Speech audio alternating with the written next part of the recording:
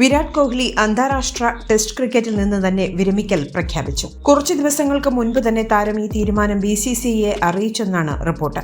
എന്നാൽ BCCI വിരാട് കോഹ്ലിയെ ഇംഗ്ലണ്ടിനെതിരായ test പരമ്പര കളിക്കാൻ നിർബന്ധിക്കുകയായിരുന്നു. പക്ഷേ വിരമിക്കലെന്ന തീരുമാനമാണ് ഇപ്പോൾ കോഹ്ലി മുൻപിലേക്ക് വെച്ചിട്ടുള്ളത്.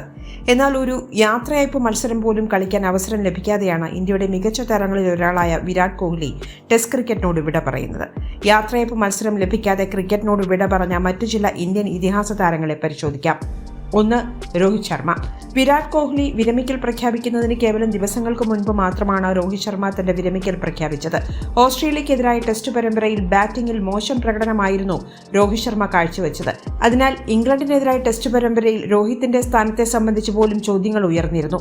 ഈ സംഭവങ്ങൾക്കിടെയാണ് രോഹിത് പെട്ടെന്ന് തന്നെ തന്റെ വിരമിക്കൽ പ്രഖ്യാപിച്ചത്. എന്നിരുന്നാലും നിലവിലെ ഇന്ത്യയുടെ ഏകദിന ക്രിക്കറ്റ് ടീമിന്റെ നായകൻ തന്നെയാണ് രോഹിത് ശർമ്മ. 2027 ഏകദിന ലോകകപ്പിൽ രോഹിത് ഇന്ത്യയെ നയിക്കുമെന്നാണ് കരുതപ്പെടുന്നത്.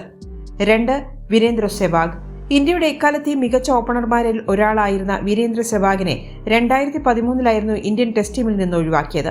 ഇതിനുശേഷം ആഭ്യന്തര ക്രിക്കറ്റിൽ മികച്ച പ്രകടനങ്ങൾ കാഴ്ചവെച്ച് ദേശീയ ടീമിലേക്ക് തിരിച്ചുവരവ് നടത്താൻ വീരേന്ദ്ര സെവാഗ് ശ്രമിച്ചിരുന്നു.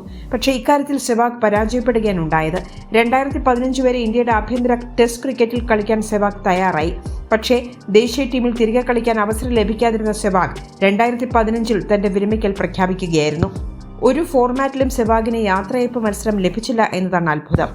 3. രാഹുൽ ദ്രാവിഡ്. ഒരു യാത്രയയപ്പ് മത്സരം ലഭിക്കാതെ ടെസ്റ്റ് ക്രിക്കറ്റിൽ നിന്ന് വിരമിച്ച മറ്റൊരു താരമാണ് രാഹുൽ ദ്രാവിഡ്.